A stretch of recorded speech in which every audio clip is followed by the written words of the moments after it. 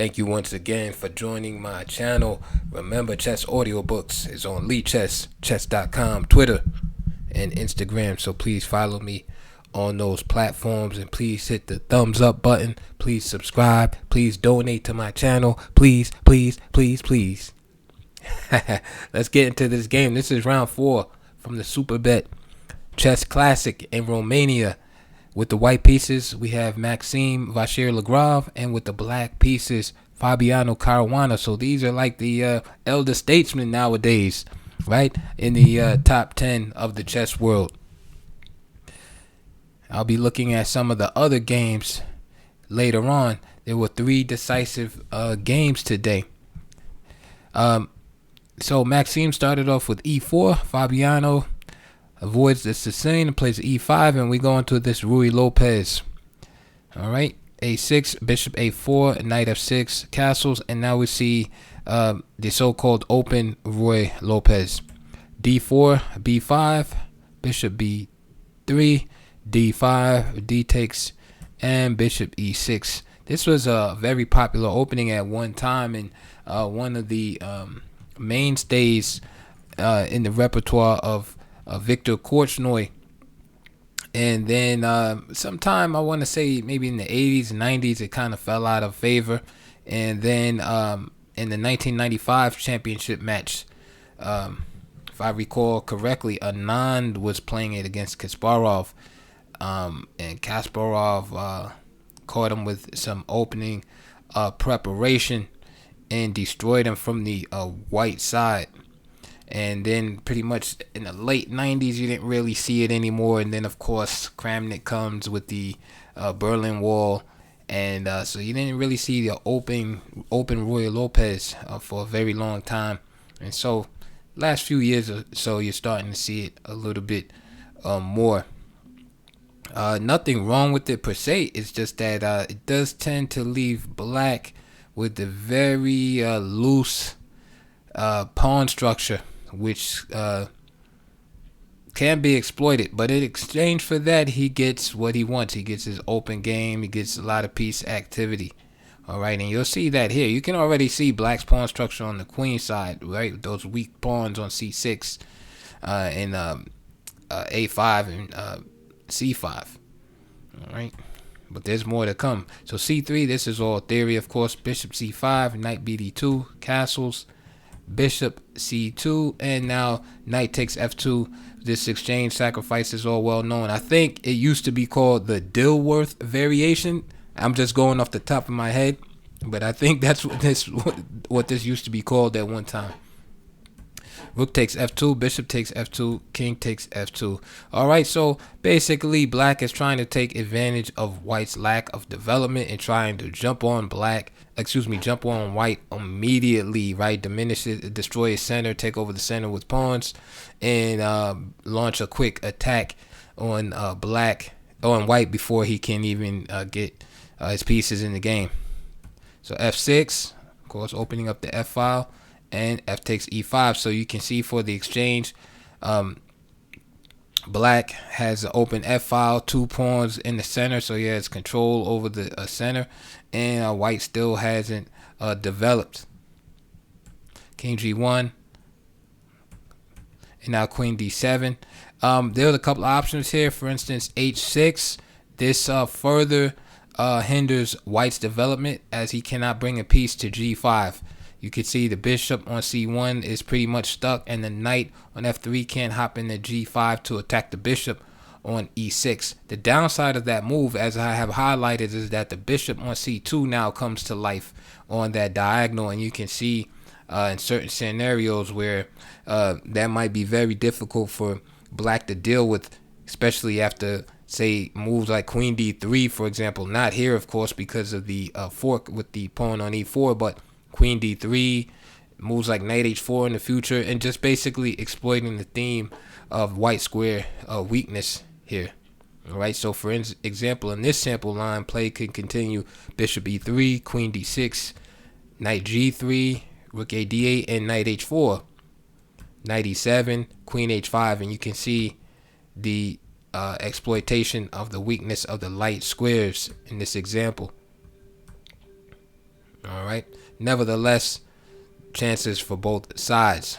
All right. White has his pros in terms of good piece activity, bishop here, and dominance over the light squares. But black has his full development, and he has a dominant center. Question is, can those pawns be mobilized? So instead of playing in that way, Caruana just simply connected his rooks, all right, and played queen d7, and so bishop g5, rook a e8. So black is fully developed. Queen d2, and now here comes the pawn push d4.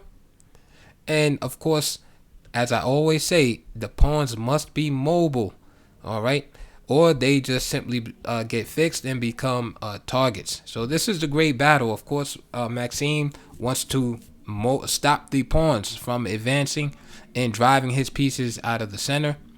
Caruana wants to be able to push the white pieces into bad locations to facilitate his attack. So knight g3, and you can see what Maxime wants to do here, blockading the square e4 and d3. Now, just to give you an example of what Caruana is trying to do, let's imagine if black could move again. So after the move d4, let's give black another move, and now you have a move like bishop d5, and now threatening to take the bishop on f3, of course, capture twice there, and also push the pawn. So let's just imagine again, black can move, play a move like h6, hitting the bishop, bishop h4, and move like queen f7 again, with maximum pressure on f3, the f file in general, and with the idea of just pushing the move d3 here, and then following up with e4. And this would be an ideal scenario for black, all right. And this is in line with the general principle that if you take on weakness, static weakness that is in your position, or long-term weakness, all right, you want to have some compensation, and it's usually in the form of dynamism, piece activity, and piece activity. All right, for instance, if you play with the isolated pawn, usually you have some type of attacking chances. All right, you don't want to just have the static weakness without the benefits. And so it's the same here.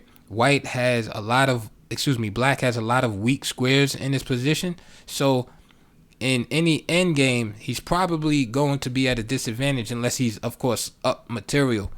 But all other things being equal, with the pawn structure like this, it's hard to defend all of the entry points, and it's easy for white in the endgame to attack using these weak squares in the position. So black has to have some compensation in form of activity, attacking chances, in order to compensate and make up for that weakness. So let's go back to the game. So queen d2, d4, and knight g3 by Lagrave. Okay, holding the pawns back. h6, bishop h4, and now d takes c3 here. All right, because the pawns can no longer be pushed. All right, they become fixed. So Caruana trades the pawns off. D takes c3. If move bishop d5 here, then knight e4. This is good quality move. Let's say queen g4, for example, h3, queen h5, bishop g3, and you can see since those pawns can't get moved, they start getting attacked. So Fabiano decides, hey, I'm gonna part with the pawn here. Another thing I want to show you for you newbies out there, because I know some of you are saying, hey, can't you just trap this bishop here? Yes, you can try to trap the bishop, but knight takes g5 creates a lot of counterplay here for white. A lot of dangerous attacking chances for white in the position. It is playable, but remember, black has given up the exchange in order to have attacking chances himself and to have the initiative. So G5 will be anti-positional in this sense that it kind of turns the tables and gives white new attacking chances himself. All right. So D takes C3, Queen takes C3, and now Fabiano plays the move Rook takes F3. Reminds me of Sicilian exchange sacrifices on C3. He plays Rook takes C3. All right. Now, if you notice in this particular position, I will highlight it right now. Actually, you can see that this pawn is attacked twice, and again, like I said, it's fixed. It can't move because it would be captured on E4, and this is what I'm talking about. When pawns get fixed, they become moving targets. Now, although it's an isolated pawn, it can be a beneficial piece in the position for black. But in this particular position, there's a liability as it's being attacked here. So Fabiano tries to solve that problem by giving back the exchange here by playing the move Rook takes F3. Actually, better was just B4, knocking the queen off of that particular square. So now the queen can't really sustain the attack there. So for instance, B4, Queen D3. Say he tries to checkmate, or at least checkmate black there. Queens come off the board, and then we can see now we can trap the bishop. It's a little bit safer to do that, and black is better here, right? Not by a long shot, because black just has so much pawn weakness in the position that white does have ample compensation, right, with his two bishops. This is just a sample line here, and you can see that the pawns are just scattered everywhere, and this allows white that counterplay that he's looking for. As you can see here, he would pick up another pawn on D5. So just to just to give you an example. And here, if he tries to be stubborn and maintain the attack on the pawn, then knight D4 is possible here, and you can see that there's an attack on this bishop here. Queen D5 is also possible. Okay, just in other words, the point is that the exchange sacrifice was not necessary here, but Fabiano had a vision and he went with it. So Rook takes F3, and now Vachier-Lagrave is forced to weaken his king side and play G takes F3. The reason is after Queen takes F3, then knight D4 hitting the queen and the bishop. Okay, fine. So Queen D3, threatening to check on H7. Knight takes C2. After Queen takes C2, then we have the old-fashioned fork. Queen D4 check. Alright, picking up the bishop. This is why Vachier-Lagrave has to play G takes F3.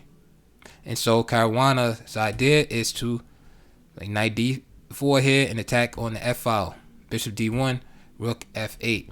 Alright, so black is active right now, but again, his pawn structure leaves many holes for white to exploit. This is the story of this game, and this is the story of the open Ruy Lopez in particular. And I believe this is why it's not like super popular as the closed Ruy Lopez, and for example, because of the long-term